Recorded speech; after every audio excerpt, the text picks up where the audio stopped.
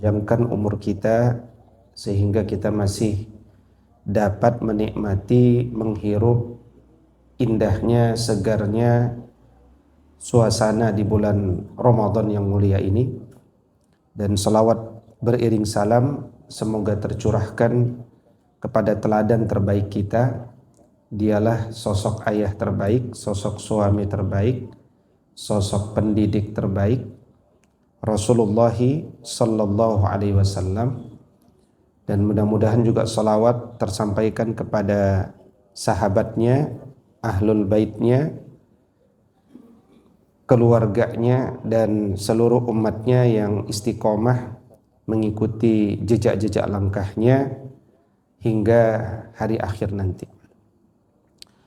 Allah Subhanahu wa taala berfirman, A'udzu billahi minasyaitonir rajim. Afala yatadabbarunal Qur'an am ala qulubin aqfaluha. Apakah engkau membaca Quran hanya sekedar lafaznya saja dan tidak pernah sempat untuk membaca terjemahnya, tidak pernah sempat untuk mentadabburi maknanya?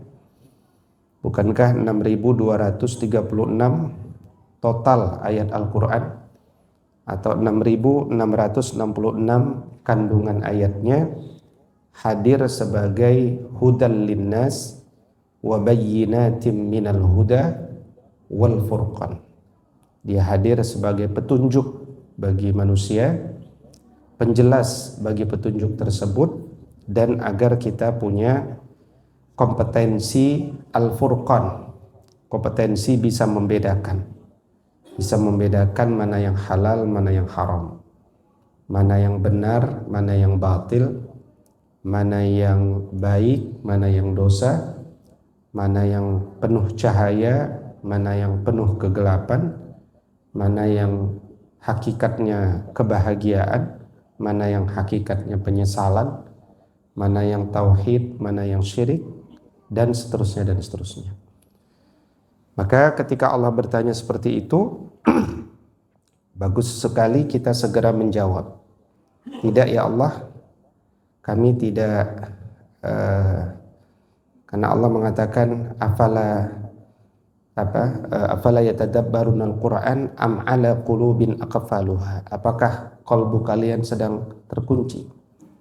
Maka kita katakan, tidak ya Allah, kalbu kami insya Allah akan selalu terbuka, dan karena itu kami akan berusaha sesempat-sempatnya, kudu sempat untuk mentadaburi ayat-ayatnya. Dan di antara ayat-ayat Al-Quran itu, dia mengandung ayat tentang keluarga, ya, mengandung ayat tentang keluarga.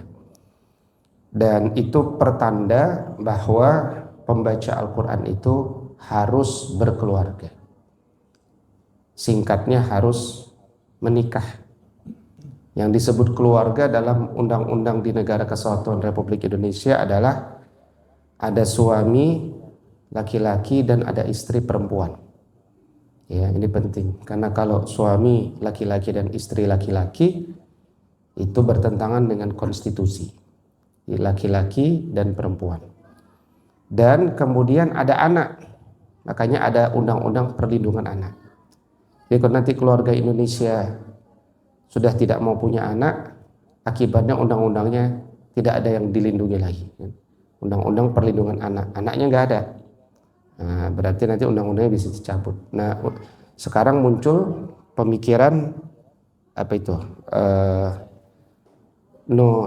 Child free, ya. Jadi bebas dari anak. Dia pengen bebas dari segala penghambat ekonominya. Nah, jadi anak-anak dianggap penghambat. Yang di depan saya ini anak-anak bukan? Anak-anak. Anak-anak dari bapak dan ibunya. Yang dulu bapak ibunya menganggap bapak ibu ini sebagai penghambat atau enggak? Ya kan? Nah, karena enggak dihambat, karena tidak dianggap penghambat, makanya hidup kita pun dimudahkan Allah. Maka perhatian pada keluarga itu penting, karena di balik kesuksesan manusia ada keluarga hebat di belakangnya. Kita laki-laki di balik kesuksesan kita ada wanita hebat di belakang kita. Tapi sebaliknya di balik kegagalan laki-laki ada wanita lain di samping kita. Itu rumusnya. Maka pastikan wanita di samping kita itu adalah ibu kita, dan istri kita juga jangan di belakang terus ya. Kadang-kadang dia harus di samping kita, khususnya kalau lagi jalan di luar rumah. Baik, saat ini kita berada di bulan Ramadan. Rangkaian ayat Ramadan itu ada di 183, 184, 185, 186, 187, 188. Ya. Nah, dari rangkaian ini saya sudah pernah mengatakan bahwa ayat yang terpanjang itu adalah ayat 187. Ya, ayat yang terpanjang itu ayat 187. Masih ingat kenapa ayat 187 ini menjadi ayat terpanjang? Ada yang bisa mengingat? Biasanya lupa nih soalnya. Ayat 187 ini coba lihat 183 sampai 188 ini kan ayat puasa. Ayat yang terpanjang itu ternyata ayat 187. Kenapa ayat itu terpanjang? Kalau lupa alhamdulillah. Jadi saya masih bisa mengulangi. Oke, ayat 187 ini terpanjang padahal ini ayat tentang puasa. Ternyata 5 kali di ayat ini Allah mengulangi tentang jima. Ya, tentang jima. 1. A'udzubillahi minasyaitonirrajim. Uhilla lakum lailatas siyamir rafasu ila nisaikum. Di malam hari bulan Ramadan mulai sekarang dihalalkan, sebelumnya haram, dihalalkan untuk rafas dengan istri kalian. Rafas itu jima. Yang kedua, hunna libasul lakum wa antum libasul lahun. Istrimu pakaian kalian dan kalian pakaian istri.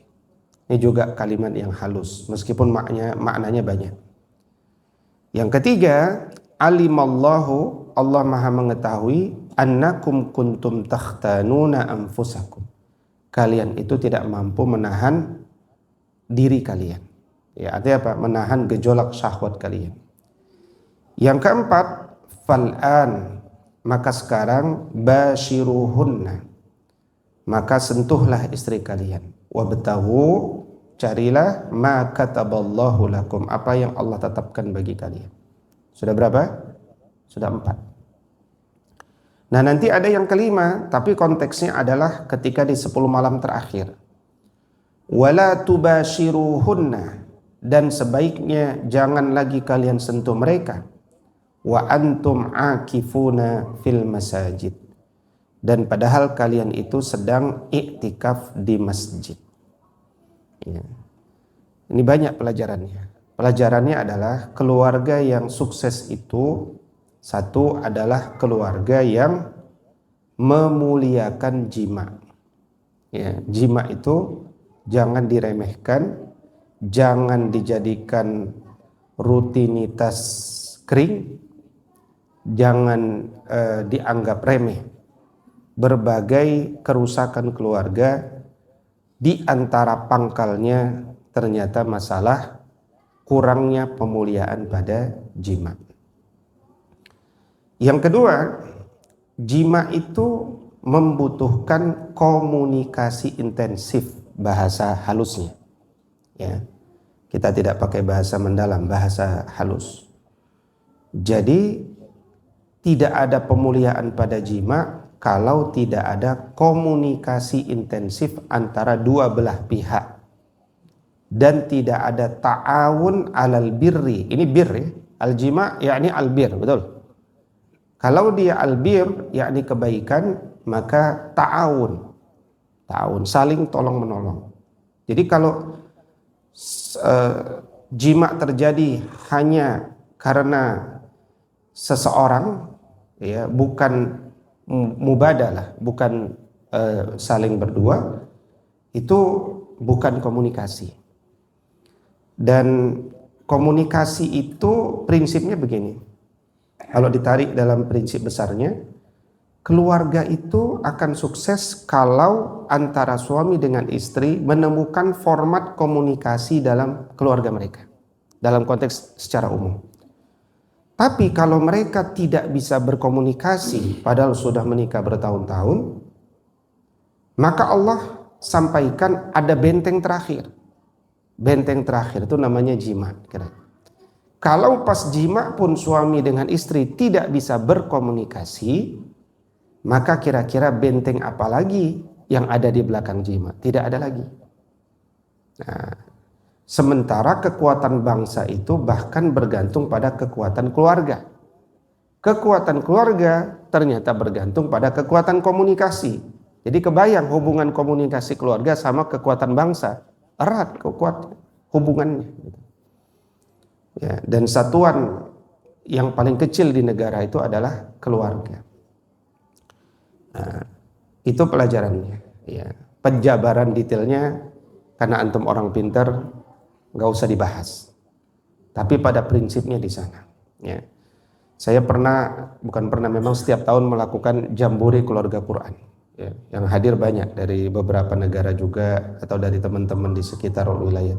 Itu dalam sebuah edisi ya, dari seluruh peserta akhirnya ditemukan 50% punya masalah komunikasi. Ya, padahal secara zahir kelihatan harusnya nggak ada masalah. Jadi ternyata istri baru tahu maunya suami, suami baru tahu maunya istri.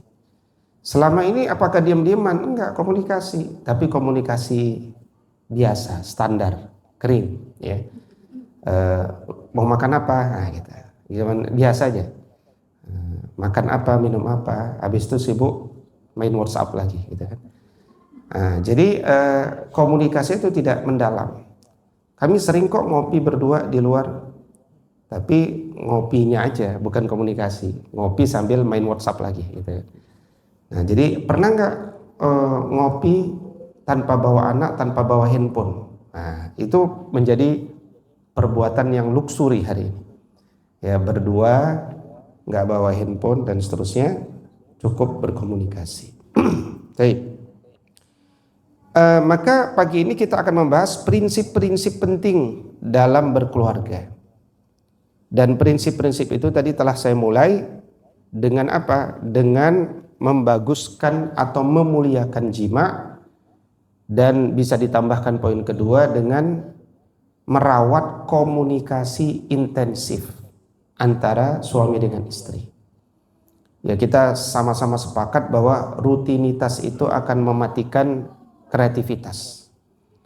Maka biasakanlah untuk mengembangkan pola pikir kita agar tidak terjebak dengan rutinitas, meskipun kita setiap hari punya rutinitas. Tapi yang dimaksud adalah cara pandang kita, cara pandang yang tidak rutinitas.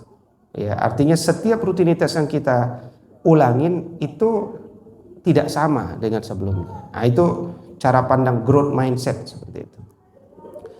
Nah, di dalam Quran surat At-Tahrim kita melihat surat ini ditutup dengan 3 model keluarga. Keluarga pertama adalah model yang suaminya soleh, istrinya tolihah. Bukan solihah, tapi tolihah. Keluarga siapa itu? Keluarga? Nah, ini jawabannya. Ayat 10. Allah berfirman, A'udzubillahi minasyaitonirrajim. Daraballahu mathalan lilladzina kafaru imra'ata Nuhin wa imra'ata Lut kanata tahta 'abdaini min 'ibadina salihaini fakhanatahuma. Jadi kedua istrinya berkhianat kepada suaminya. Berkhianat di sini maksudnya adalah tidak bersama dakwah suaminya. Siapa suaminya? Nabi Nuh dan Nabi Lut alaihissalam. Jadi istrinya tidur bersama orang terbaik yang Allah pilih di zamannya. Tapi ternyata itu tidak membuat seorang istri bahkan bersama suaminya. Nah, ini model paling ekstrim ini, ya.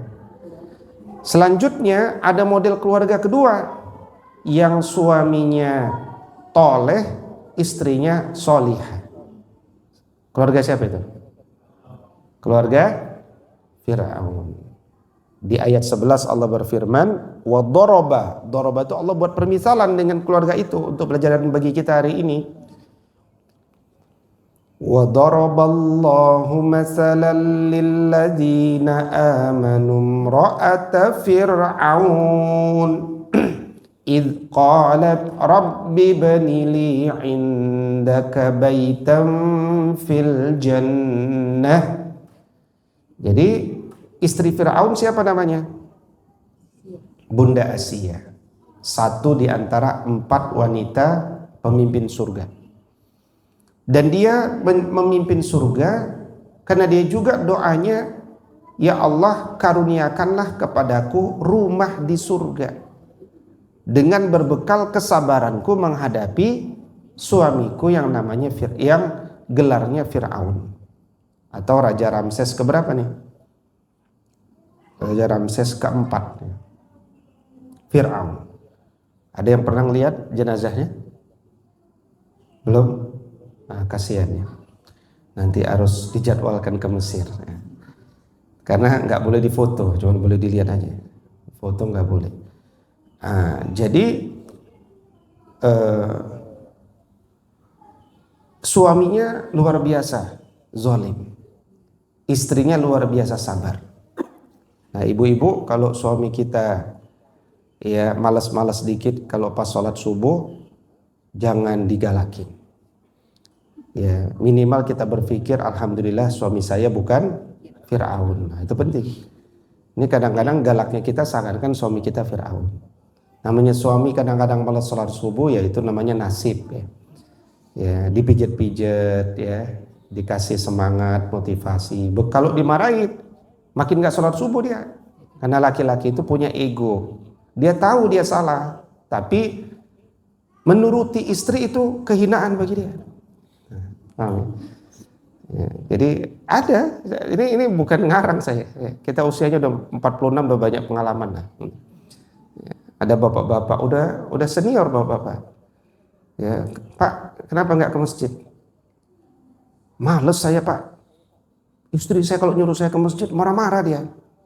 Nanti kalau saya ke masjid menanglah dia. Nah,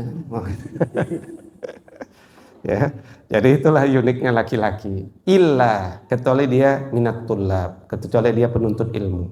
Kalau penuntut ilmu, insya Allah dia dinasihati menerima. Nah, ada keluarga yang suaminya soleh, istrinya soleh, soleha, jangan istilah soleh. Ya. Nah, ini yang ideal. Keluarga siapa itu? Siapa nih? Nah, penutup surat At-Tahrim itu berbunyi, a'udzubillahi minasyaitonirrajim. Wa Maryam ibnata Imran allati ahsanat farjaha fanafakhna fihi min ruhina wa saddaqat bikalimati rabbiha wa kutubihi wa kanat minal qanitin. Buah dari kesolehan keduanya lahirlah putri yang solihah. Siapa namanya? Maryam binti Imran. Kata Imran di dalam Quran itu nanti merujuk kepada 2 sosok. Satu bapaknya Maryam, satu lagi bapaknya anaknya, ya, yaitu Musa alaihissalam. Musa dan Harun. Makanya siapa Musa? Musa bin Imran, Harun bin Imran. Dan Maryam itu ahsanat farjaha, dirawat betul farjinya. Artinya apa? Kemaluannya, kehormatannya. Nah, ini keluarga yang luar biasa. Tapi jangan lupa, ada keluarga yang suaminya toleh, istrinya toleha. Keluarga siapa itu? Hah? Keluarga? Keluarga ini, keluarga Abu Lahab. Padahal ganteng dan cantik ini, ya. Tapi wamra'atuhu hammalatal hatab. Istrinya nanti membawa kayu bakar. Ya. Bapaknya, suaminya, sayasla naron zatalahab. Dia akan masuk ke nerakanya Allah Subhanahu wa ta'ala. Surat ini turun, orangnya masih hidup. Surat ini masih hidup. Nggak merasa tersindir, malah makin ego. Ini contoh-contoh dari keluarga. Dan keluarga yang suaminya soleh dan istrinya solihah itu banyak dalam Quran. Keluarga Imran, keluarga Luqman, keluarga Ibrahim, keluarga Syuaib, ya kan? Keluarga Nabi Muhammad SAW, keluarga Adam, ya, dan seterusnya. Tapi Al-Quran juga membuat permisalan dengan lebah, ya, permisalan dengan lebah. Jadi keluarga yang ideal itu adalah keluarga lebah. Dia buat semacam heksagonal, ya, begini, ya kan? Dia buat heksagonal. Nah, ini rumah yang paling kokoh.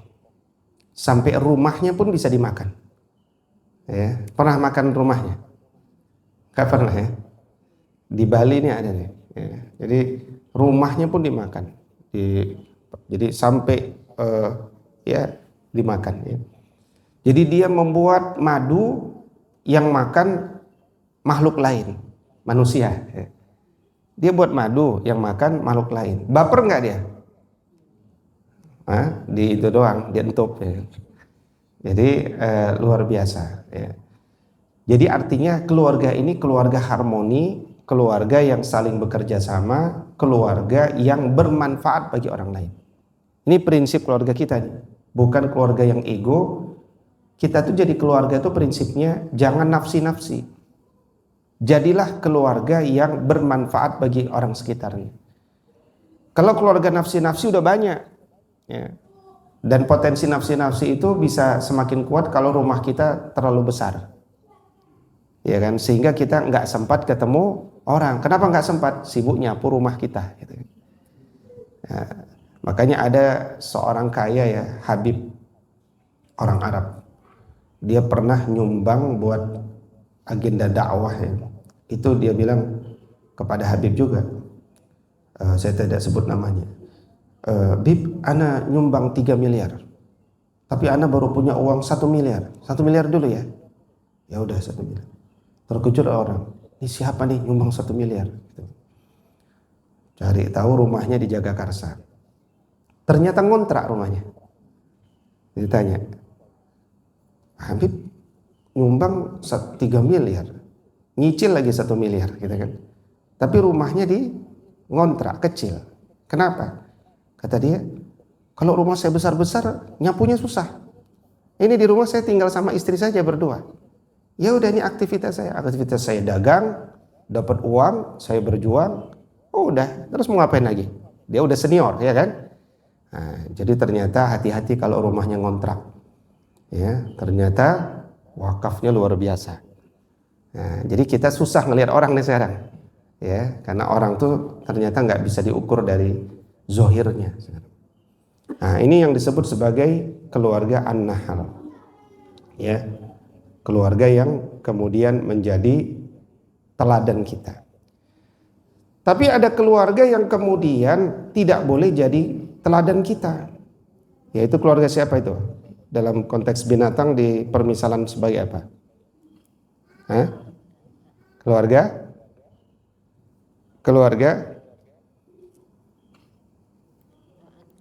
Al-Ankabut, ya. Al-Ankabut. Kalau kita meniru mereka, maka keluarga kita seperti laba-laba. Seperti itu bahasa Arabnya ka. Huruf K itu artinya seperti. Jadi kalau seperti laba-laba, kal ankabut. Kalau bacanya lebih cepat, kalang kabut. Ya kan? Itu termasuk kata dari 2750 kata yang diserap ke dalam bahasa Indonesia. Kenapa dia disebut keluarga yang kalang kabut? Karena al-ankabut itu terutama yang black widow, ya, red back spider, pokoknya yang besar-besar itu memang istrinya butuh nutrisi laki-laki. Butuh itu artinya dimakan. Kalau sudah dibuahi, dia butuh nutrisi. Nutrisi terbaik itu nutrisi dari laki-laki. Makanya laki-laki kalau nggak melarikan diri dimakan sama suami, ya istrinya. Nah, nanti istrinya kalau sudah punya anak diletakkan di sebuah tempat yang sempit. Begitu anak-anak terbangun, mereka berada di tempat sempit, saling injak-injak di antara mereka. Nah, jadi keluarga ini keluarga yang tidak utuh, ya, tidak dibangun atas cinta kasih. Padahal Allah berfirman, ini adalah rumah yang paling kuat. Ternyata cuma dari depan saja kelihatan kuat, dalamnya rapuh. Maka rumah seperti itu rumah seperti al-ankabut. Nah, kita belum masuk pada materinya ya, baru mengantar aja. Jadi materi kita itu adalah prinsip-prinsip dalam berkeluarga. Ya, jadi prinsipnya apa? Tadi yang pertama, baguskan komunikasi, muliakan jima, dan kemudian miliki teladan, dan sebaik-baik teladan apa yang ada di dalam Al-Quran. Fahami permisalan yang ada di dalam Al-Quran. Dan yang menarik, ya, kenapa kita harus menyegarkan kembali pemaknaan kita pada keluarga? Karena Ramadan ini ibarat intervensi langsung dari Allah untuk menyelamatkan keluarga kita. Kenapa? Cukup banyak keluarga yang kalau nggak datang bulan Ramadan, mereka tidak bisa duduk di ruang yang sama, duduk sahur bersama, duduk buka bersama, ya. Tapi ya banyak yang nggak bisa buka bersama juga ya, karena pulangnya lambat. Tapi alhamdulillah pulangnya lebih cepat. Banyak yang pulangnya jam 4, bahkan ada yang pulang jam 3, ya, yang nggak masuk kerja juga ada kali ya. Nah, jadi Allah intervensi seseorang itu untuk duduk bersama keluarganya. Bisa bertanya, gimana kabarnya? Bisa sahur bersama. Kalau bukan karena Ramadan, kapan lagi kita duduk bersama? Ya, jadi kita nggak perlu mengadakan bukber sekeluarga. Orang tiap hari udah bukber. Jangan bukber, sabar juga sahur bersama gitu. Nah, kalau bukber bukber angkatan sih saya kira nggak terlalu penting lah ya. Nanti saja halal bihalal ya. Kadang-kadang gara-gara bukber itu apa yang terjadi? Sholat maghribnya lupa, sholat isyanya capek. Yang nggak capek apa? CLBK, cinta lama bersemi kembali. Nah, itu yang bahaya dari bukber itu. Ya, jadi cukup nanti saja halal bihalal ya, dan seterusnya. Nah, maka Ramadan menginginkan kita untuk senantiasa bisa merawat sakinah. Satu prinsip yang dulu didoakan kepada keluarga kita ketika kita menikah. Mudah-mudahan jadi keluarga sakinah, mawaddah, warahmah, dakwah. Nah, jadi ada singkatannya itu. Ya, singkatannya. Jadi namanya singkatannya Samarada. Sakinah, mawaddah, rahmah, dakwah. Dakwah itu menunjukkan bahwa kita bermanfaat bagi orang lain. Dakwah itu berbagi. Dakwah itu mendoakan. Nah, itulah prinsip keluarga. Jadi kenapa Ustadz kami harus memikirkan orang lain? Dakwah itu kan memikirkan orang lain. Karena ada rumusnya. Rumus kalau kita ingin ditolong Allah, salah satunya supaya keluarga kita makin sakinah, prinsipnya adalah kita sering membantu orang lain. Gitu. Kata Nabi SAW, wallahu fi aunil abdi maka nal abdu fi auni akhihi. Allah akan menolong hambanya selama hambanya menolong saudaranya. Yang kedua, kalau suami istri punya proyek surga, akhirnya mereka disibukkan dengan proyek itu berdua. Itu akan menguatkan sinergi di antara suami istri. Tapi kalau suami istri tidak punya proyek, katakanlah harta kita banyak, suami dan istri menikmati harta yang banyak masing-masing, itu bisa menyebabkan bahkan keduanya tidak berkomunikasi. Lama-lama menjadi kering. Itulah sebenarnya rumusnya. Makanya dalam hidup kita harus punya proyek-proyek surga. Proyek di mana kita melakukan sesuatu bersama-sama. Dan yang disebut keluarga sakinah itu bukan keluarga yang adem ayem gak pernah ada masalah. Bukan. Keluarga sakinah itu keluarga yang tenang, tentram, damai, justru setelah sebelumnya ada goncangan.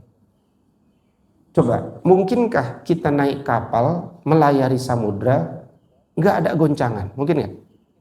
Nggak mungkin. Itu hil yang mustahil. Jadi kalau kita melewati samudra jauh menuju tujuannya nggak kelihatan, surga kan nggak kelihatan.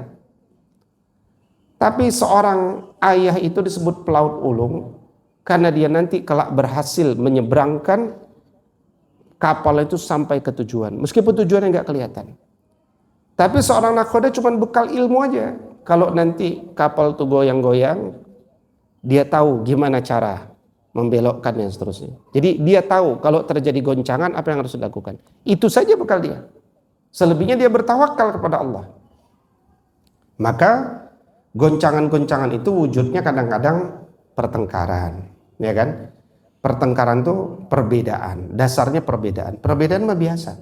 Tidak mungkin keluarga tidak ada perbedaan. Kita naik mobil mau ke Bogor, ya kan nih, keluar dari komplek. Belok kanan apa belok kiri?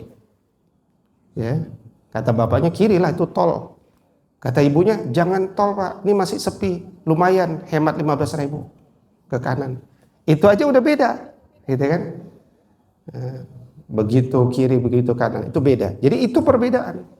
Perbedaan lurus nabrak lah. Kalau perbedaan itu kemudian tidak dikelola dengan baik, itu perbedaan bisa jadi perpecahan.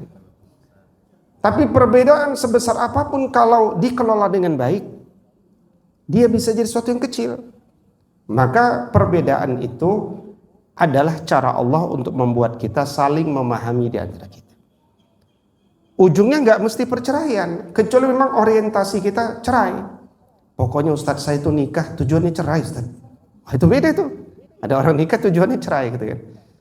Jadi kalau kita menikah tujuannya apa? Saya mau bawa keluarga saya sampai ke surga. Wah, itu beda. Itu namanya visi. Orang yang visinya mulia, prosesnya mulia. Ya. Maka teladan kita dalam hal ini adalah Rasul Shallallahu Alaihi Wasallam. Sekali lagi, Nabi bersabda, khairukum li ahli. Yang paling baik di antara kalian adalah yang paling baik kepada keluarganya. Wa ana khairukum li ahli. Dan aku teladan bagi kalian. Orang yang paling baik kepada keluarganya adalah aku. Jadi ciri laki-laki itu baik adalah dia baik sama keluarganya. Ya. Bahkan dalam riwayat yang lain ya, Nabi SAW bersabda begini, akmalul mu'minina imanan ahsanuhum khuluqa wa khiyarukum linisaihim. Ya. Jadi gini kira-kira rumusnya dari hadis tadi. Jadi Nabi SAW bersabda, seseorang yang imannya sempurna, ya, seseorang yang imannya sempurna. Kita pengen tahu iman seorang laki-laki itu sempurna enggak? Cara ngukurnya, key performance indicatornya adalah akhlaknya sangat terpuji enggak? Gitu. Itu rumus dari Nabi itu. Jadi ngelihat orang yang beriman itu bukan karena dia hafal rukun iman. Itu dasar. Orang yang imannya bagus adalah yang akhlaknya terpuji. Jadi iman itu diwujudkan kepada amal, amal itu wujudnya akhlak. Ya. Dan akhlak yang paling puncak itu adalah ketika suami paling bagus dengan istrinya. Wa khiyarukum linisaihim. Ya. Berarti kalau A sama dengan B, B sama dengan C, A sama dengan C. Orang yang beriman itu adalah orang yang paling bagus akhlaknya kepada istri. Sekarang kepada bapak-bapak yang di depan saya. Beda jawaban antara orang yang tidak membaca Quran dengan yang membaca Quran. Kalau kita membaca Quran, kalau orang tidak membaca Quran, dia akan lihat, kalau ditanya, engkau coba lihat istrimu. Istrimu itu engkau lihat sebagai apa? Dia akan bilang, istriku itu perempuan, Ustaz. Ya, rambutnya panjang, matanya 2, hidungnya 1. Itu kira umum ya kan. Nah, ketika dia membaca Al-Quran, tanya lagi, kalau bapak, istrimu itu engkau melihatnya sebagai apa? Nah, sebagai apa, Pak? Istri kita ngelihatnya sebagai apa? Bapak ngelihat istri sebagai apa? Sebagai tamu Allah? Enggak, itu haji, umroh. Sebagai apa? Sebagai? Kok ibu pula yang jawab? Bapak yang jawab, bapak yang ditanya, ibu yang jawab. Lama kali bapak yang jawabnya. Kan? Aku bantu aja lah. Kan? Apa? Takut jawab, salah-salah kami didiamin Ustaz. Ya kan? Nah, jadi ya jawabannya bisa banyak. Salah satu jawabannya adalah ayat yang dibawa ketika kita itu nikah. Allah berfirman, a'udzubillahi minasyaitonirrajim, wa min ayatihi an khalaqalakum min anfusikum azwaja litaskunu ilaiha wa ja'ala bainakum mawaddatan wa rahmah. Ya, ila akhir ayat. Berarti kita ngelihat istri kita sebagai ayat. Apa itu ayat? Tanda. Ayat apa? Ayatnya Allah. Ayat Allah kan ada 2. Ada ayat qauliyah, ini yang kita baca di Quran, dan ada ayat kauniyah, alam semesta. Ayat kauniyah ini alam semesta, di antaranya istri yang mewakafkan umurnya bersama kita. Yang dulu ketika kita masih ngontrak, dia rela bersama kita. Kan ada wanita yang rela bersama kita setelah kita punya rumah besar, ada nggak? Ya kan? Ini ada istri yang kita masih ngontrak, dia udah bersama kita. Jadi keadilan kita kalau kita bilang begini, mama nggak seperti dia begini-begini. Ya memang nggak seperti. Jawab, memang nggak seperti. Karena aku siap bersamamu ketika engkau ngontrak. Sementara dia siap bersamamu karena engkau sudah punya rumah besar. Kan nggak sama, gitu kan? Nah, maka kalau kita ngelihat, ini misalkan datang, ini ayat Allah. Wah, ini ayat Allah, Masya Allah. Terus kita apa ini ayat Allah nih? Kita hormati kan? Kita mulai kita sayang-sayang, gitu kan? Oh, ini ayat Allah, berarti kita jaga. Tapi kalau sekarang kita lihat ini apa? Ini manusia punya hidung 1, punya mata 2. Nah, itu beda cara pandang kita. Nah, ini yang namanya cara pandang spiritual, ya, cara pandang tinggi. Nah, ini nanti dampaknya besar. Ketika kita menganggap, ini katakan istri ya, gitu ya. Kan sekarang banyak yang istrinya handphone kan banyak ya kan. Ya, ini istri beneran ya. Misalnya istri. Kalau ini ayat Allah, kita ingin sayang-sayang. Yang menyayangi apa? Tangan. Tangan itu diciptakan untuk menyayang kan. Gimana cara kita menyayangi istri kalau tangan kita masa pakai kaki gini-gini kan? Ya, maka tangan itu diciptakan untuk mengekspresikan cinta. Gitu kan? Nah, kalau sama setan Yahoo gini-gini enggak? Enggak, sama setan Yahoo diginiin, gitu kan? Nah, ini setan Yahoo. Dan sama Donald Trump juga boleh. Ya kan? George Bush aja dilempar sepatu sama orang, ini karena belum ada forumnya aja beliau itu. Ya kan? Diginiin.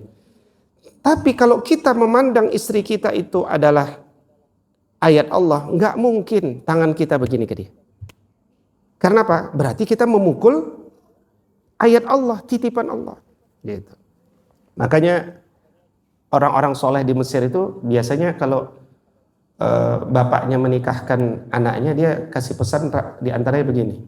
Wahai menantuku, ya, aku besarkan anakku ini sampai dia dewasa, aku jaga dia, kemana-mana selalu aku antar, aku jemput, karena aku antarkan dia sampai terus jaga kehormatannya, sampai hari yang mulia ini saya titipkan dia kepadamu.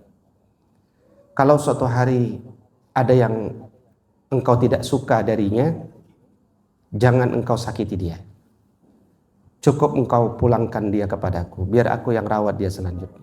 Itu di antara kalimat-kalimat yang biasa disampaikan di pernikahan di orang-orang Mesir. Ya, karena bagi laki-laki Mesir, ya, karena mereka sudah tersambung nasabnya kepada nasab Nabi itu orang Mesir itu ya. Karena semenjak pernikahan Kristen Koptik ya, siapa? Maria Al-Qibtiyah. Jadi mereka itu memandang anak perempuan itu memang harus mereka jaga karena ini yang akan bawa dia ke surga. Gitu, anak perempuan itu. Makanya laki-laki itu ayah itu akan selalu dia jaga anaknya. Baik. Maka prinsip kita sebagai seorang laki-laki adalah sebagaimana At-Tahrim ayat ke-6, ya ayyuhalladzina amanu qu anfusakum wa ahlikum nara.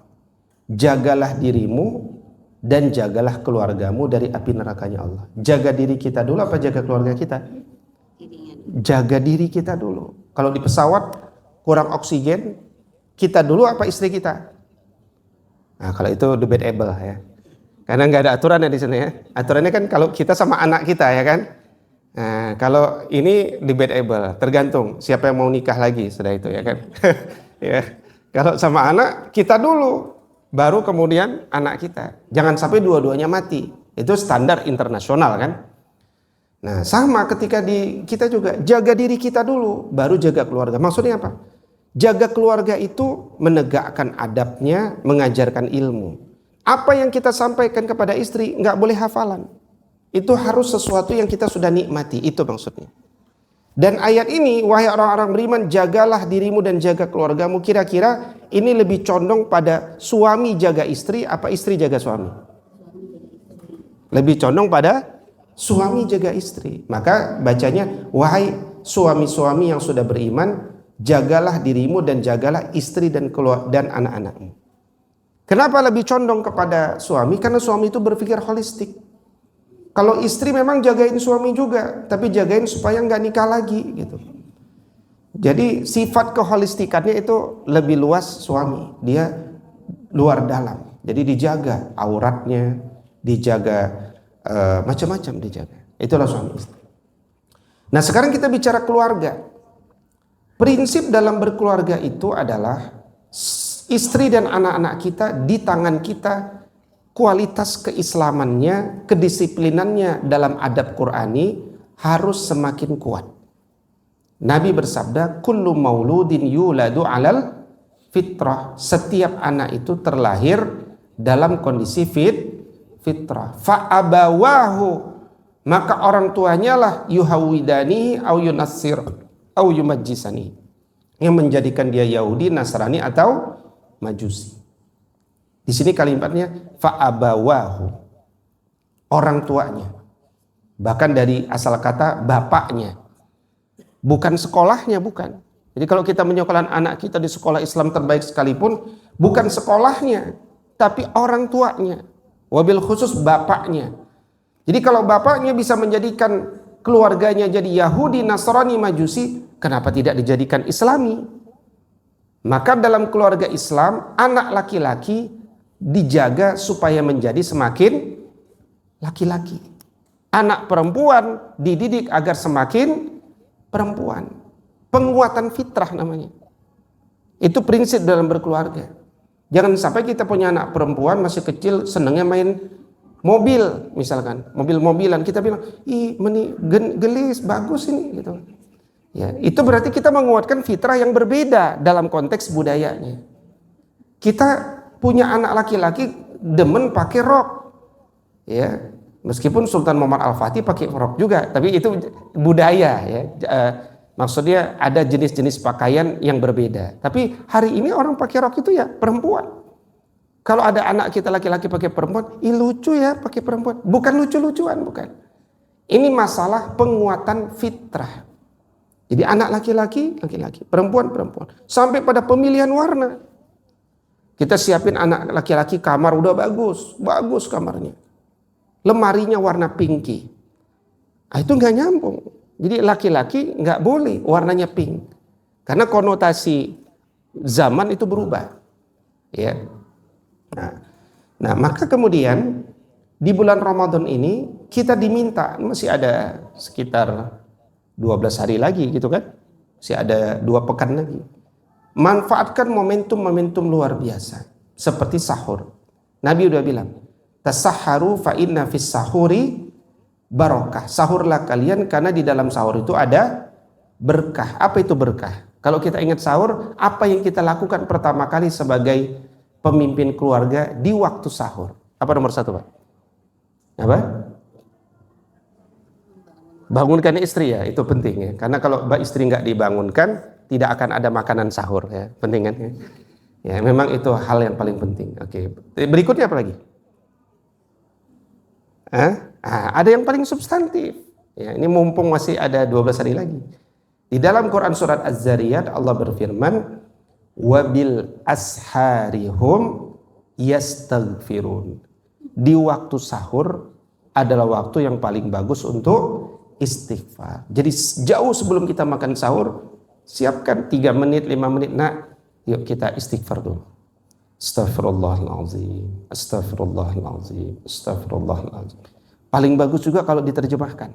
Khususnya anak-anak kita kalau dia nggak biasa mengerti arti bahasa Arab, aku mohon ampun kepada Allah. Aku mohon ampun kepada Allah. Baca Sayyidul Istighfar. Allahumma anta rabbi, ya Allah engkau adalah Rabbku. La ilaha illa anta, tidak ada Tuhan yang berhak disembah dengan benar kecuali engkau. Ya, dan seterusnya. Baik. Berikutnya momen buka puasa. Ini momen yang bagus bagi kita para pimpinan keluarga membangun syukur dan doa yang mustajab. Lis-shaim farhatani yafrahuhuma idza aftara fariha wa idza laqiya rabbahu fariha bisaumi. Begitu menjelang berbuka, anak kita jangan dibiarin apa itu namanya kalau cari makanan ya. Takjil itu ya. Kalau udah jam sekitar jam 5.45 itu ngumpul aja di ruangan ya, duduk, kalau bisa duduk di bawah juga bagus. Duduk di bawah. Itu kadang-kadang harus duduk di meja, kadang-kadang di ruang tamu, kadang-kadang di bawah. Itu kita buat berbeda-beda. Di situ kita banyak berdoa. Doanya bisa pakai bahasa Indonesia supaya lebih nyambung. Abi doakan untuk anak pertama Fulan bin Fulan Fulan, ya Allah jadikanlah dia begini-begini. Abi doakan buat anak kedua gini. Satu-satu sebutin namanya. Ya, dengan bahasa Indonesia supaya lebih nyambung. Ya, supaya lebih berkesan pada dirinya. Baca juga Arabnya bagus, tapi selipi dengan bahasa Indonesia supaya dia nyambung kepada jiwanya. Karena di antara doa yang Allah tidak tolak itu was-shaim hatta yuftir. Begitu menjelang berbuka itu doa yang sangat kuat, gitu kan. Berikutnya ketika qiyam. Nah, ketika qiyam, kalau kita masih punya anak-anak yang kecil-kecil, ya kecil maksudnya anak-anak SD seterusnya, itu pastikan memang qiyamnya betul. Karena di zaman kita, bapak-bapak qiyam, kita muterin komplek. Ya. Jadi nggak qiyam kitanya, nanti pas witir balik lagi gitu. Nah, kitanya bapak-bapak itu jangan husnuzon sama anak-anak. Ya, jadi kita harus punya feeling, ini anak-anak sholat apa enggak?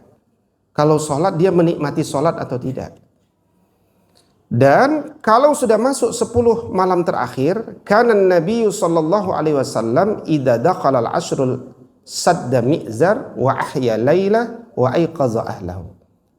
Begitu masuk 10 malam terakhir, kita kalau ingin meneladani Nabi itu mengencangkan tali kainnya, artinya dia serius beribadah, menghidupkan malamnya dan membangunkan keluarganya.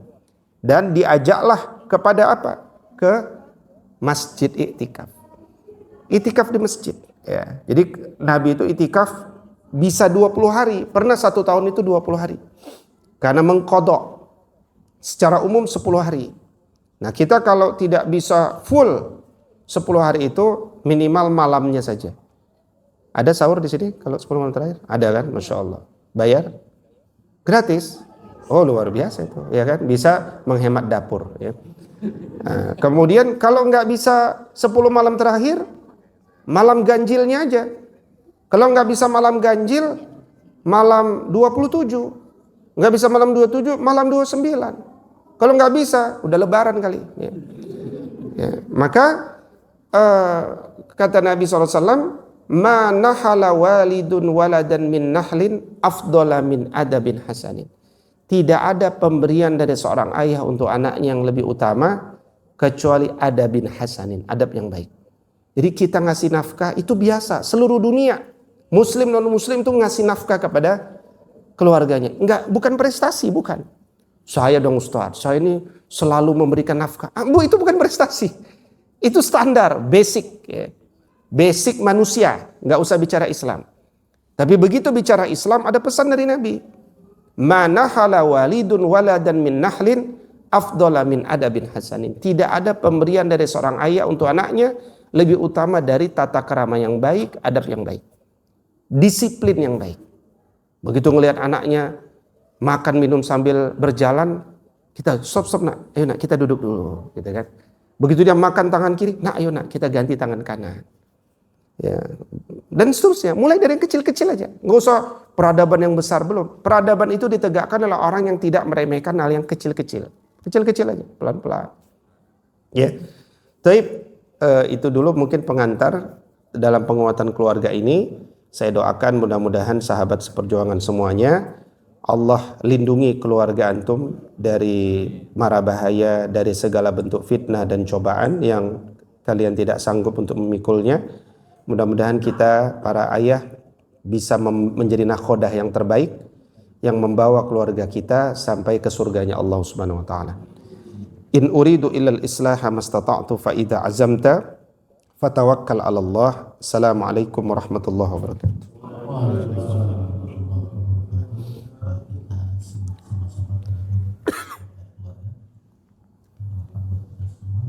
Silakan Bapak Ibu kalau ada yang kurang jelas atau mau ditanyakan.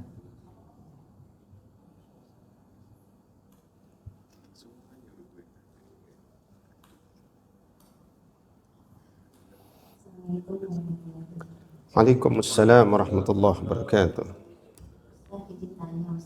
Ya, saya izin jawab.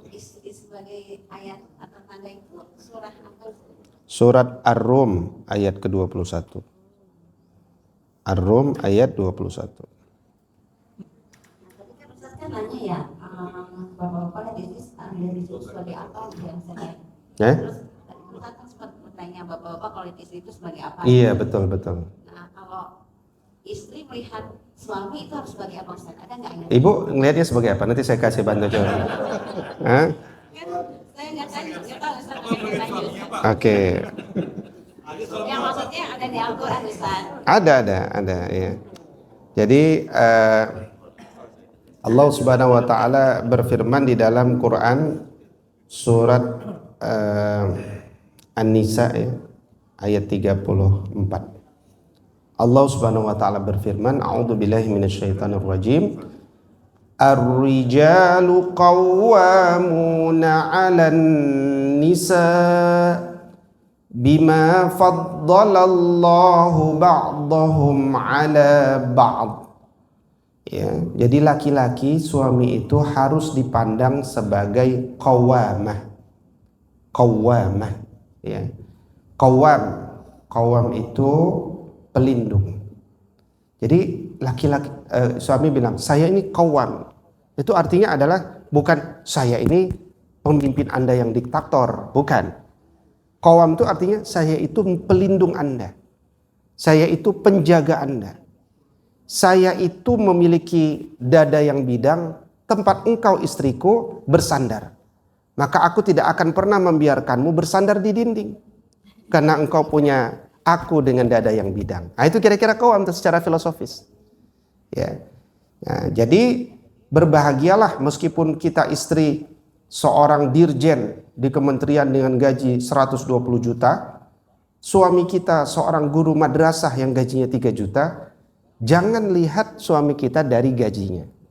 Lihat dari cara pandang Allah melihatnya, qawwam. Ini saya sebutkan contoh karena sekarang banyak yang gajinya 120 juta minta cerai kepada suaminya.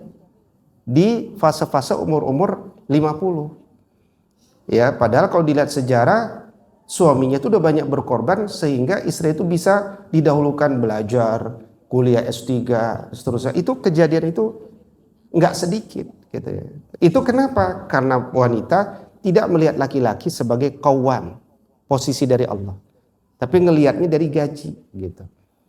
Ya, makanya kadang-kadang mereka kalau diajak lari pagi sama suaminya, ya namanya suami gaji 3 juta, ya kan, lari pagi terus ya pengen baik, pengen, mah kita makan bubur ayam dulu yuk, kita ada bubur ayam pinggir jalan.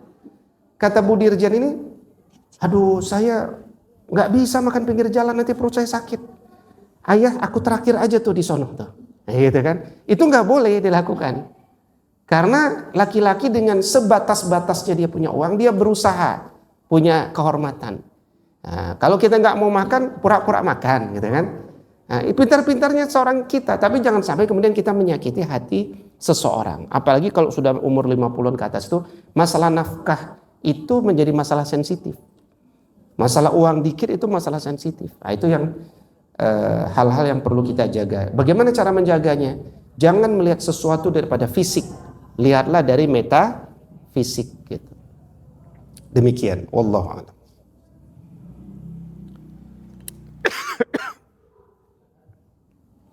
Dari bapak-bapak mungkin ada pertanyaan?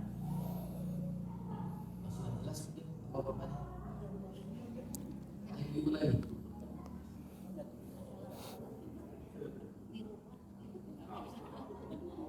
Oh.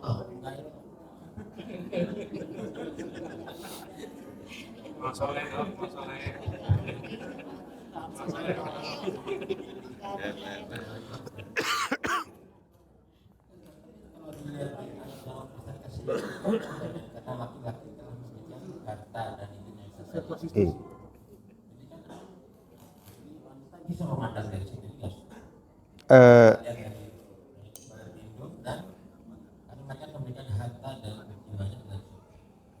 Bisa.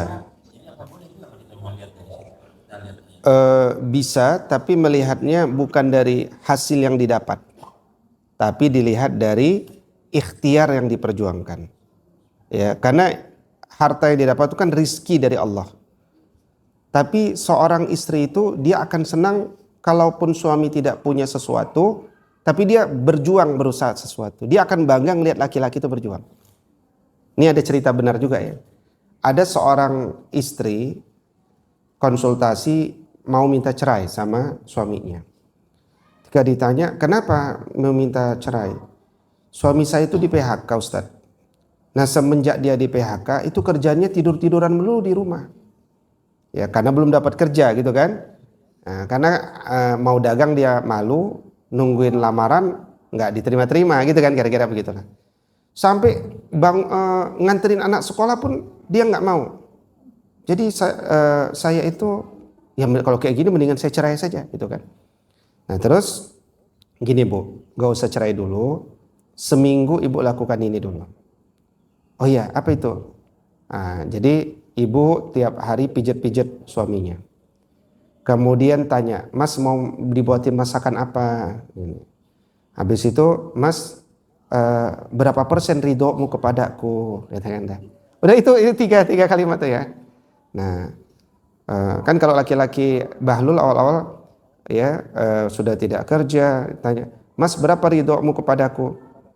Ridhoku cuma 10% sama kamu. Nah itu sampai dijawab juga gitu kan. Padahal istri nanya, berapa ridhomu kepadaku? Apa yang harus berkorban gitu kan. Nah singkat cerita, tadinya istrinya suka marah-marah sama suaminya, ini seminggu gak pernah marah-marah. Pokoknya yang tadi yang dilakukan itu. Gak sampai seminggu, hari Rabu dia udah nelfon lagi. Ustadz saya gak jadi cerai ah. Kenapa? Suami saya sekarang sudah mau nganterin anak padahal saya gak mau nyuruh. Dan dia sudah mulai bicara, aku mau ini mau coba begini gitu. Nah itu dari situ saya dapat pelajaran, oh wanita itu bukan ngelihat hasil, dia ngelihat proses. Dan wanita itu akan selalu mencintai suaminya selama suaminya itu memang hidup juga berjuang untuknya. Itu yang paling basic ya. Karena kalau ditunggu dia nunggu dapat uang lagi, yaitu sesuatu yang mungkin butuh proses. Tapi ketika dia tetap yakin suaminya itu punya semangat yang kuat, dia tetap fokus bertanggung jawab dengan sebisa dia, itulah wanita. Dia terkadang sadar kapan dia harus minta uang, kapan dia harus menahan itu. Nah, itu cintanya seorang perempuan itu bedanya di situ. Kayaknya, ini kan saya bacanya secara zahir begitu. Yang saya mencoba menafsirkannya begitu. Ya. Betul nggak tuh, Bu? Ah, udah berarti benar. Kalau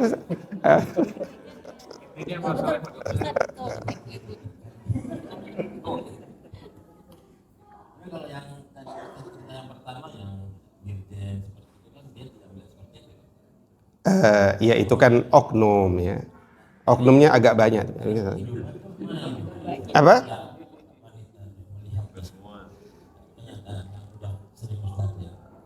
Enggak, saya enggak sering ngelihat ya. Cuma ada kasus-kasus masuk. Lihat prosesnya perjuangan laki-laki atau melihat NGO sekarang saya harus lebih banyak dari itu. Iya, makanya itu tergantung pembinaan setiap kita, baik laki-laki maupun perempuan. Kalau dia terbiasa mendapatkan pembinaan yang bagus, betul-betul dia nggak pernah ngelihat uang orang. Karena masing-masing mereka udah bertanggung jawab. Coba bayangin, ada seorang laki-laki khidmah menjadi guru, itu dia merasa bangga. Ada yang begitu, ya kan? Biar suami saya jadi guru, dia selama hidup mendukung saya untuk karir saya. Jadi ada laki-laki yang mendahulukan istrinya untuk kuliah lagi, S1, S2, S3. Ya sebenarnya kalau mau dibedah-bedah ada juga, mungkin laki-laki yang malas kuliah lagi ada juga itu. Ya, tapi kan kita ambil dari positifnya, dia support wanita itu untuk terus menikah. Nah, disinilah kemudian Bapak Ibu, syariat Islam itu kan memisahkan rekening istri sama rekening suami. Kan tidak ada, mama ini rumah kita bersama, nggak ada. Ya, jadi yang kalimat yang benar itu, mama ini rumahku, tapi aku pernah minjem 20 juta kepadamu di sini. Nanti aku kembalikan yang 40 juta. Itu kalimat yang sebenarnya. Ya, tidak ada mama ini rumah kita bersama karena tidak ada sertifikat hak milik bersama, belum ada kan? Nah, maka ketika istri memiliki gaji yang lebih besar, bagus sekali bagi dia untuk berinfak. Kepada siapa? Kepada siapa? Kepada suami yang 3 juta. Karena menurut SK Basnas tahun 2026 yang terbaru, keluar tanggal 27 Februari, kalau suami kita pendapatannya di bawah 7,6 juta, mustahil, Pak. Mustahil. Ya, suami kita pengen ngeluarin zakat, saya mau berzakat Ustaz. Enggak boleh kata Allah, ente enggak boleh berzakat, coba begitu. Tapi begitu istri yang dikasih bantuan berapa 3 juta, kasih 4 juta. Jadi muzaki dia. Tiap bulan dikasih 4 juta. Kan kalau gaji istri 120 juta, ngasih 4 juta setiap bulan jatuh miskin enggak dia? Enggak, malah tambah rizkinya dia. Kasih 4 juta, kasih 4 juta. Jadi 4 juta tambah 3 juta, jadi 7 juta. Jadi, masih kurang. Ya, tambah 5 juta. Ya, kasih 5 juta tambah 3, 8 juta. Jadi 8 juta. Berarti dia ngapain? Membantu suaminya supaya bisa menegakkan rukun Islam keempat. Berzakat. Apa enggak luar biasa tuh perempuan itu? Nah, ini diambil dari mana? Diambil kisahnya dari keluarga Abdullah ibn Mas'ud.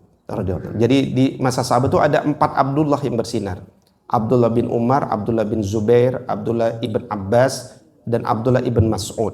Ini orang soleh paling bersinar lah di zaman itu. Di antara Abdullah bin Mas'ud. Abdullah bin Mas'ud itu dalam sejarah bukan orang kaya. Ya, bukan orang kaya. Nah, padahal bacaan Qur'annya Masya Allah luar biasa. Nah, suatu ketika istrinya bilang, Mas, aku ada kelebihan uang nih. Aku pengen berinfak. Ya. Tolonglah engkau nasihati, kira-kira prioritas ke siapa nih infak? Kata suaminya, ini kayaknya dia gajah di pelupuk mata, tidak kelihatan. Ya, semut di zona kelihatan. Jadi kira-kira kata Abdullah ibn Mas'ud begini, wahai istriku, enggak kau tengok di depanmu nih orang miskin, gitu kan? Ya, kira-kira begitulah. Terus kata istrinya, nggak percaya aku, masa berinfak ke suami, gitu kan?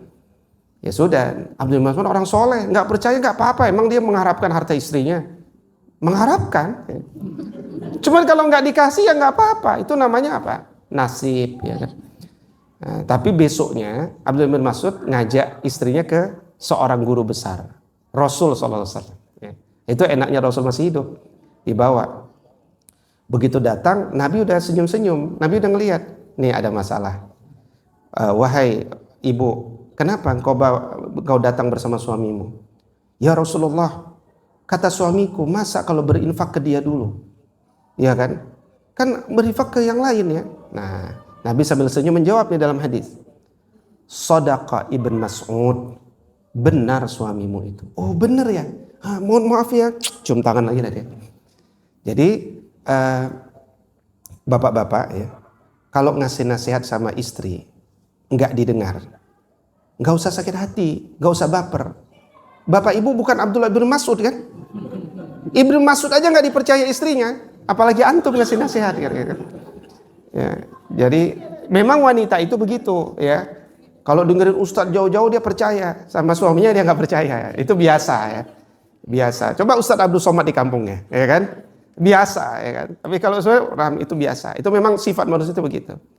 Nah, tapi lihatlah secara ilmu. Makanya ini penting. Kita jangan melihat seseorang tuh dari fisiknya, dari empiriknya. Lihat dari inner beauty-nya, dari posisinya, bagaimana Allah memposisikan seseorang. Dan itulah rahasia kenapa rekening suami istri dipisah. Supaya suami bisa berinfak kepada istri, istri pun bisa berinfak kepada suami. Gitu. Demikian kira-kira. Wallahu a'lam.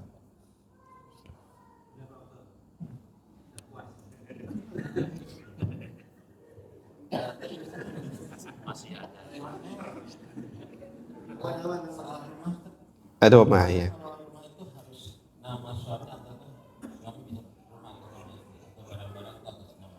Kan ada keluarga yang semuanya atas nama istri, jadi suaminya. Iya. Iya. Iya. Ya alhamdulillah ya. Ada seorang, ini ada orang tua ya. Ada seorang itu suami istri ya. Ada orang tua, dia masih hidup. Istrinya udah meninggal, tapi dia masih hidup bapaknya ini. Orang kaya. Anaknya ada 3. Hartanya itu dikasih semua ke anak-anaknya. Ini buat anak ini. Pokoknya di kepala dia, udah karena saya udah gak ada istri, tugas kerjaan saya nanti pindah-pindah rumah aja lah. Sini, gitu kan. Cakep tuh, lokasi dia gak ngurusin rumah, dia yang penting numpang sini. Tapi kan gak enak jadi orang tumpangan kan. Nah ternyata qadarullah, 2 anaknya yang laki-laki nggak bisa menjaga harta. Sekarang jadi supir angkot. Yang 2 ini. Nah yang 1 ini kan nggak nyaman bapaknya ini terus kan. Nah, singkat cerita ada orang kaya masih hidup, tapi hartanya sekarang sudah tidak ada sama sekali. Dan anaknya tidak memperhatikan bapaknya. Sampai akhirnya ada seseorang yang membuatkan rumah buat si bapak itu boleh ditempati sampai meninggal. Tapi nggak dikasih ke orang itu, tapi silakan tinggal di sini. Kenapa? Kasihan sama orang ini gitu kan. Nah jadi kalau itu tadi suami sama istri. Jadi suami sama istri suami kepada istri mengatasnamakan itu secara hitam putih punya resiko. Karena resikonya negara tidak ngelihat niat baik. Yang negara lihat hitam putih. Iya kan? Dan manusia itu sekarang kelihatan soleh bisa jadi berubah. Kalau ngelihat uang itu orang bisa berubah, baik laki-laki maupun perempuan. Nah itu di situ berbahayanya. Tapi sebenarnya selama dua-duanya adalah orang yang terjaga pembinaannya, ya setiap berkala, maka sebenarnya model seperti itu nggak ada masalah. Ya, yang penting kita sama-sama tahu. Rumah ini atas namamu padahal sebenarnya punyaku, gitu kan? Mobil ini punyaku padahal sebenarnya aku ngasih hadiah buat kamu. Jadi yang berlaku kan sebenarnya yang dilafazkan, bukan yang dicatatkan, kan gitu kan? Yang dilafazkan bukan yang dicatatkan. Tapi negara tidak melihat yang dilafazkan, itu masalahnya. Negara melihat yang dituliskan. Nah, berdoa saja kepada Allah supaya semua orang itu tetap soleh sampai hari akhir, gitu kan? Karena jangankan itu, saya sekarang ada memimpin organisasi, namanya organisasi tertentu. Itu wakaf dari orang tua dulu, itu banyak sekali. Organisasi ini kaya sebenarnya. Tapi kemudian wakaf-wakafnya itu banyak orang soleh dulu berwakaf, nggak ditulis, nggak dicatat. Nah sementara punya anak kurang soleh, nggak dapat pembinaan, kurang soleh dan nggak punya rumah. Walhasil tanah-tanah wakaf itu diakui jadi rumah mereka, jadi tanah mereka. Itu kan keharaman yang luar biasa. Kenapa? Dia ngambil bukan harta manusia lagi, dia ngambil harta Allah, kan berhadapan dengan Allah. Dan dia tetap menang. Ada yang saya menang, ada atas nama organisasi. Karena kami sebagai organisasi bertanggung jawab menyelamatkan aset. Yang selamat kita taruh sertifikatnya di bank. Nah yang nggak selamat, ya kita juga nggak bisa punya ketebasan kan, karena hitam putihnya nggak kuat kan, menanglah mereka. Nah yang kayak gitu aja bisa terjadi, gitu kan. Nah, tapi ala kulli hal, jagalah adab dan ilmu istri dan anak-anak kita sehingga semuanya berjalan dengan kehendak Allah Subhanahu Wa Taala. Ya, kira-kira demikian.